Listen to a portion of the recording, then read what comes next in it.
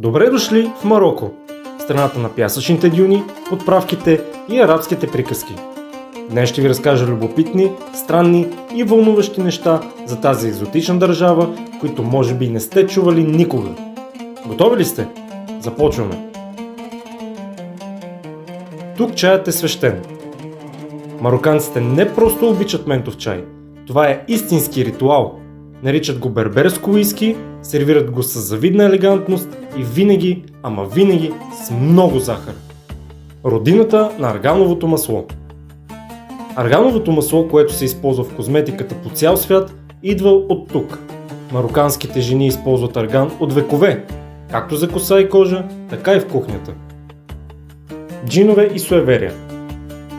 Вярваш ли в духове? В Мароко съществуват джинове, мистични създания от ислямската митология, които живеят в пусти сгради или пустинни места. И да, хората си носят амулети за защита. Пазарене като изкуство. На пазар в Мароко никога не плаща и първата цена.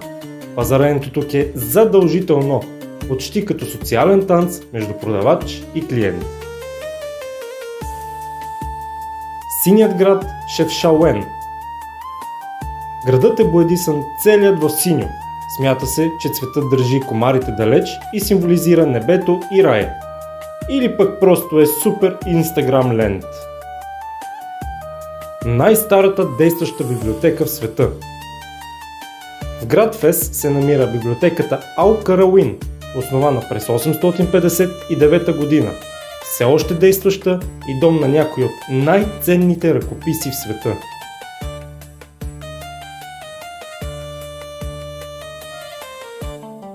Уарзазат, Холивуд в Мароко. Една от най-емблематичните филмови дестинации в света. Градчето се намира в южната част на Мароко, на границата на пустинята Сахара и е дом на два основни филмови комплекса, които са използвани за снимки на десетки световно известни продукции. Заснети тук филми. Гладиатор, арената, където Максимус се бие, е тук. Мумията от 1999, пустинни сцени и гробници. Вавилон, части от историята на Брад Пит и Кейт Бланшет. Астерикс и Обеликс, мисия Клеопатра. Игра на тронове, части от сцените в Есус, особено в сезона с Денерис. Аладин, принцът на Персия.